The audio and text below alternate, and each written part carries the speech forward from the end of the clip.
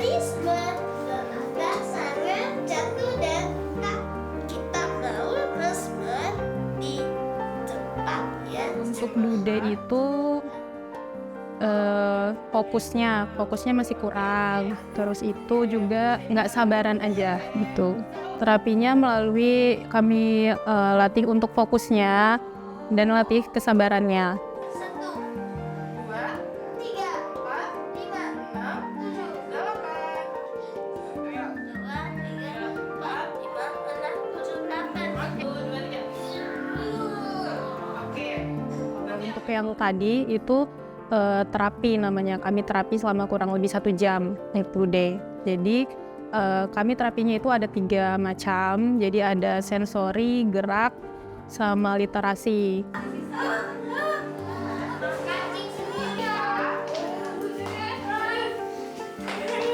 Tangis dan teriakan seakan menjadi hal yang biasa mengisi hari-hari anak berkebutuhan khusus.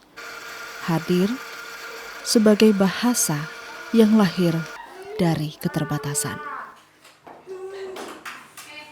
Namun, seringkali di balik hiruk-pikuk itu terselip satu hal yang kerap luput disadari, yakni tawa mereka yang jujur, muncul sebagai cahaya kecil yang menembus batas keterbatasan.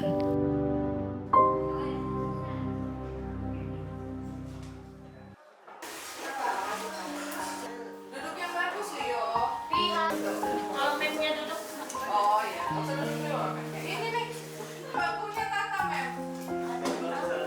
Ya, ialah sosok Farah Flamboyan, seorang pejuang hak anak berkebutuhan khusus. Ia datang dari latar belakang sebagai seorang kontraktor, tetapi memilih meninggalkan dunia tersebut saat hatinya tersentuh oleh realitas perjuangan anak-anak istimewa.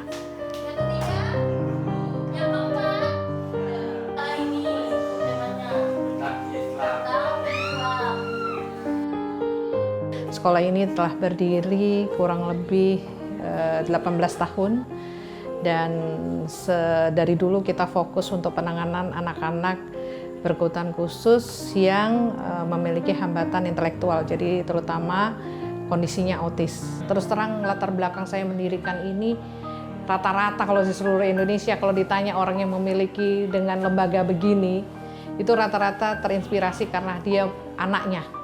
Jadi pendirinya itu para orang tua yang latar belakang anaknya berkebutuhan khusus. Jadi mereka butuh karena dia tahu akhirnya need-nya. Kalau saya enggak, Mbak. Saya enggak punya anak berkebutuhan khususnya.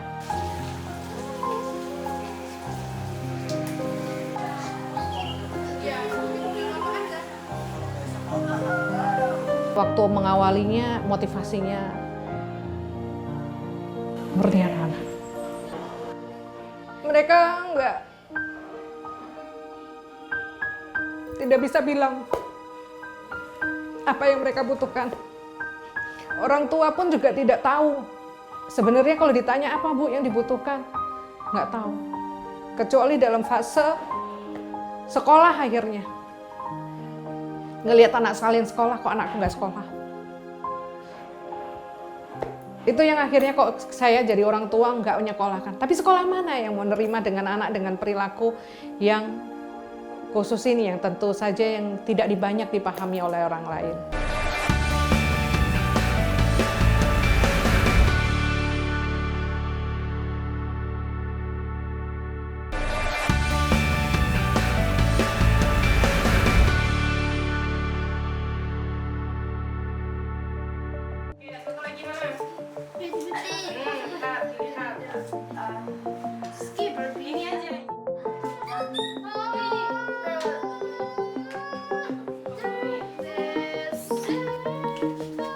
Di balik segala perbedaan, anak-anak berkebutuhan khusus ini memiliki hak yang sama untuk dimengerti, dicintai, dan dirayakan keberadaannya. Itulah yang selalu diterapkan Farah ke seluruh pengajar dan lainnya. yang membuat saya akhirnya mengizinkan dan akhirnya menganggap bahwa ini memang yang terbaik buat dia. Saya nggak tega lihat dia sendirian dengan apa ya? Karena begini, Bu Farah itu basically-nya kan bukan psikolog. Beliau juga bukan pengajar. Beliau murni kontraktor, lulusan teknik sipil, kemudian nggak pernah ngurusin yang beginian. Nah, perjuangan beliau tidak hanya meyakinkan ke orang tua siswa bahwa Duta Bunda itu baik, tapi dia juga harus meyakinkan orang di luar. Nah, sisi orang di luar itu yang saya harus menjaga dia. Waktu saya mulai mengizinkan dia itu di 2007. Karena saya masih kontraktor, saya kadang-kadang pulangnya sore, malam. Selalu ada orang tua yang nyamperin di rumah. Setiap datang ke rumah, belum apa-apa, belum duduk, selalu bilang, maaf ya.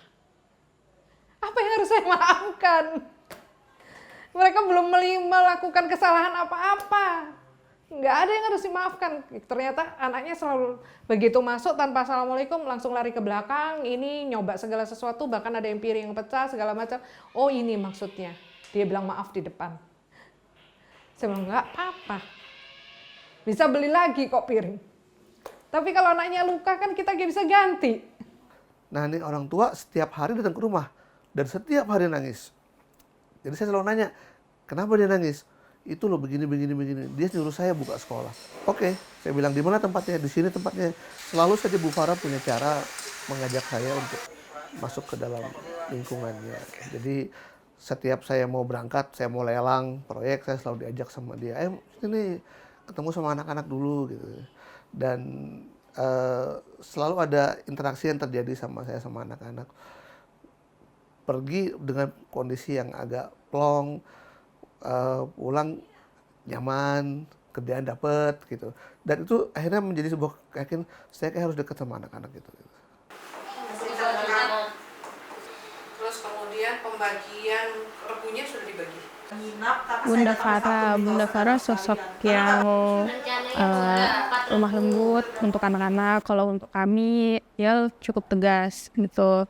Jadi kalau misalkan ada anak-anak yang susah kami handle gitu ya, itu nanti Bunda Farah akan turun langsung gitu, membantu kami para guru untuk menghandle anak-anak ini dengan cara ya itu mungkin mendatangi terus dengan meluk dulu gitu.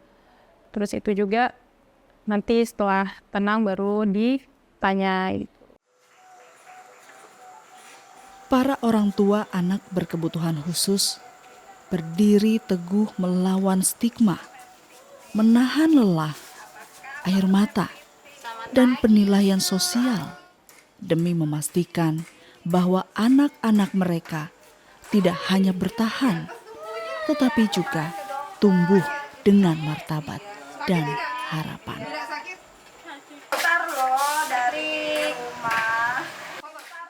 Di Pelita Bunda ini sekitar kurang lebih jalan 3 tahun ini. Jadi kenapa kami masukkan di sini? Karena memang Yusuf mengalami speech delay yang pertamanya, kemudian sosialnya juga kurang, ya, ada sering tantrum pada saat itu. Dimulai dari terapi stimulus individu. Bunda Farah itu bagi saya itu sebagai figur ibu untuk anak-anak berkebutuhan khusus, karena Bunda Farah itu memahami betul bagaimana cara mentreatment anak-anak, memperlakukan mereka, dan tahu persis bagaimana menghadapi anak-anak berkebutuhan khusus ini. Dengan instruksi-instruksi yang diberikan Bunda Farah itu anak-anak ABK ini lebih mudah mengerti, karena mungkin karena Bunda Farah memang mempunyai background pendidikan di situ.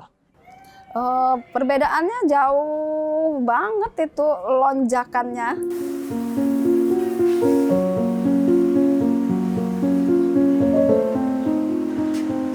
Iya, Aryo mulai terapi di Pelita Bunda sejak umur 3,5 tahun. Dan sampai dengan tahun 2023. Sejak bergabung dengan Pelita Bunda, kami melihat Bunda Farah ini sosok yang mengayomi. Sebagai orang tua yang memiliki anak berkebutuhan khusus, itu tidaklah mudah untuk berjalan sendiri. Jadi kami juga perlu semacam komunitas untuk bisa berbagi mengenai kendala anak, kemudian info penanganan anak yang baik seperti apa gitu. Itu kami dapatkan dari Bunda Farah. Kemarin kita ada perjalanan ke Solo.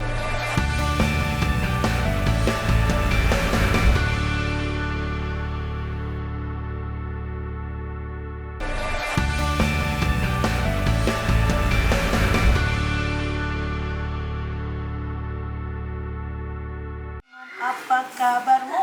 Baik. Hai teman-teman, apa kabarmu? Baik. Hai, aku si Kiki. Teman-teman, siapa namanya? Namaku Kiki. Jangan digitukan. Senang sekali aku disayang sama Yusuf. Nah, teman-teman, aku siapa? Farah merangkul sejumlah komunitas untuk ikut bergerak bersama, menyuarakan hak serta kebutuhan anak-anak berkebutuhan khusus, membangun kesadaran bahwa perjuangan ini tidak bisa dilakukan sendirian. Gajah kecil yang lucu. Aku mempunyai taring yang besar. Teman-teman tahu nggak? Kemarin waktu ada musibah di Sumatera, aku membantu. Saya mengenal Bunda Farah itu sekitar 23 tahun yang lalu. Saya ngelihat bagaimana beliau dari bawah perjuangannya. Dari mulai tidak ada yang merespon, sampai akhirnya sedikit demi sedikit orang tahu tentang pergerakannya. Saling berkolaborasi. Terus kami juga dari Kampung Dongeng, kalau datang ke sini ke Pelita Bunda, kami dongengin anak-anak. Tentunya harus tahu bagaimana cara menghadapinya.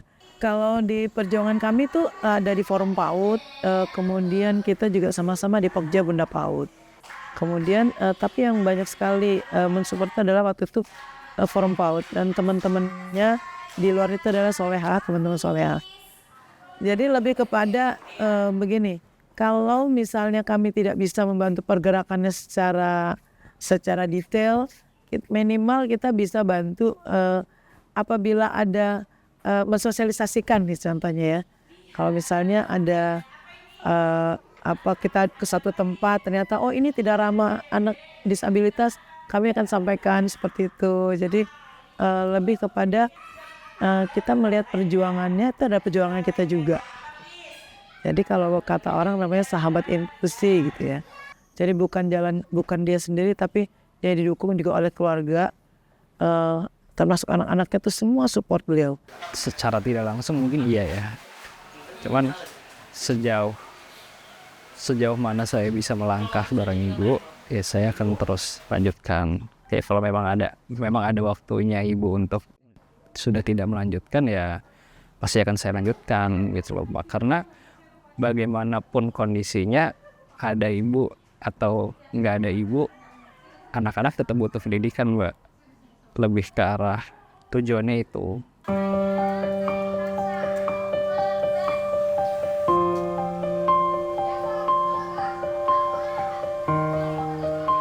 Banyak yang dipunya hakim ini salah satu ya, hakim kelebihan.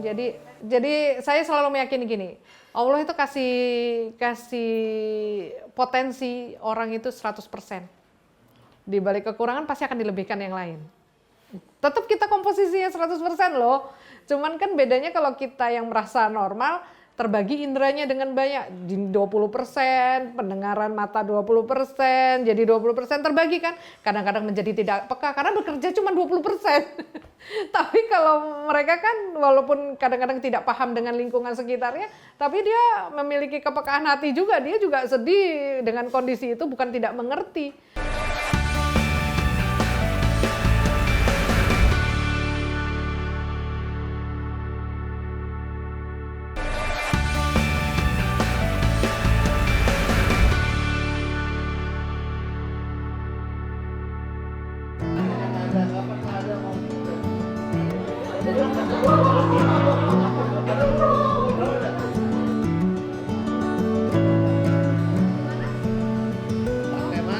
Bagi Farah, keberhasilan dan kebanggaan tertinggi bagi anak-anak berkebutuhan khusus bukanlah ketika mereka menjadi sesuatu menurut ukuran dunia, melainkan ketika mereka mampu mandiri dalam kehidupan sehari-hari.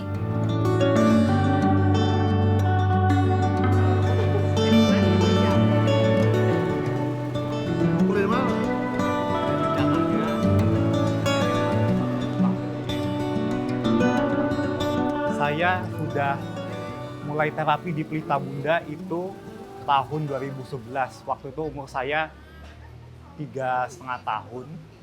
Awal itu sering nangis gitu. Sering nangis, tapi ya alhamdulillah ya sekarang udah enggak lagi ya. Nah, saya terapi di Pelita Bunda itu kurang lebih selama 12 tahun. Jadi saya terapi di Pelita Bunda itu sampai tahun 2023 gitu. Rencana saya setelah saya lulus dari SMA, saya pengen kuliah ya. Untuk pilihan pertamanya itu di sastra Jepang di UGM, kemudian pilihan keduanya di administrasi bisnis Unmul. Saya ini kerjanya di dinas sosial, urusin anak bina, kayak ada hukum itu sama yang anakku, anak ke sekolah. Sekolah itu orangnya ya baik, sabar sama anak kayak kami. Terus sayang udah, kalau ada apa-apa di obat kah, biasanya darah kah atau apa. Ya kasih sayang lah, ada alat ibu anak itu. Karena dedikasinya, Farah menerima sejumlah penghargaan, baik tingkat regional hingga nasional. Namun, bukan prestasi diri yang ia ingin raih, melainkan kemandirian sekecil apapun bagi ABK adalah kemenangan besar baginya. Karena di sanalah anak-anak belajar menghargai diri mereka sendiri hingga ia menemukan makna paling tulus dari perjuangan. Kami punya 2 paten, kebetulan itu bekerja sama dengan Politani dua-duanya. Satu pembelajaran anak-anak tentang sex education melalui VR, jadi virtual augmented reality VR.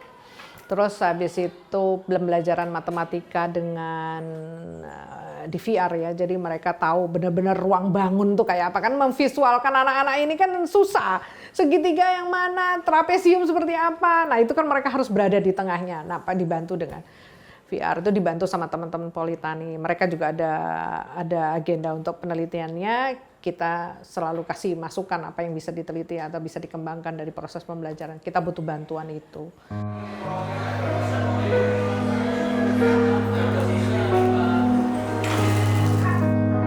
Ya, buat Bu Farah, terima kasih sudah menjadi istri yang baik. Sudah menjadi ibu anak-anak yang luar biasa. Sudah menjadi ibunya untuk anak-anak spesial yang ada di Samarinda, Kalimantan Timur, bahkan saya bilang di Indonesia lah. Dan harapan saya selalu sehat, selalu bersemangat, tetap menjadi bunda yang selalu sabar buat anak-anak, karena memang anak-anak masih membutuhkan. Dan insya Allah saya dan anak-anak juga akan mensupport beliau sampai kapanpun. Sampai beliau bilang beliau cukup, tapi saya tahu beliau gak akan pernah berhenti. Turunkan, oke. Farah memiliki hasrat mendalam untuk memahami manusia secara utuh. Ia juga mengajak para lansia untuk mendalami ilmu parenting dan menjaga kesehatan mereka melalui pendekatan hidroterapi. Kita melakukan hidroterapi itu bukan untuk tambah langsing atau cantik, tidak, tapi untuk lebih kepada kesehatan. Beliau saya pikir sebagai seorang psikolog, tapi ternyata beliau tidak psikolog, tapi memberikan motivasi, memberikan semangat, kemudian memberikan masukan-masukan terkait dengan kehidupan itu kok ibu lebih luas gitu loh. Malah parenting Ibu Farah itu bagus sekali. Jadi dia memberikan motivasi kepada ibu-ibu untuk bagaimana kita membina anak, membina cucu. Nah, yang ya nenek-nenek itu perlu mendapatkan pembekalan yang dan diupdate dan diupgrade informasinya tentang parenting itu sendiri. Karena memahami tumbuhnya anak-anak berkebutuhan khusus ini bukan tiba-tiba menjadi berkebutuhan khusus, tapi seringkali datang dari orang tua yang tidak paham bahwa ada indikator tumbuh kembang yang kemudian terlewati. Oh, tidak merangkak nggak apa-apa. Menormalisasi dari hal-hal yang kemudian, oh bicara bisa nanti gitu. Jadi itu yang harus orang tua punya lebih peka dengan indikator itu. Saya akhirnya mengambil sebuah spesialisasi atau belajar lebih dari tumbuh kembang anak dari sejak bayi, dari proses lahir. Jadi harus dikenalkan dengan sentuhan. Sentuhan itu melalui sentuhan yang bermakna ya dengan pijatan. Terus akhirnya membangun bonding dari orang tua dan bayi itu dengan eye contact-nya. Terus dengan sentuhan itu dia belajar itu melalui pijatan. Harapan para anak berkebutuhan khusus yang menemukan ruang aman untuk tumbuh, serta harapan akan hadirnya dunia yang lebih inklusif dan penuh kehangatan. Ibu Farah kami ada umur, tahu sehat, terus sabar lagi sama anak-anak ayah kami. Doa kami baiklah buat Ibu Farah harapannya. Kalau boleh jujur, Bunda Farah itu adalah ibu kedua saya. Karena Bunda Farah itu sudah lama mendampingi saya dari tahun 2011 sampai hari ini.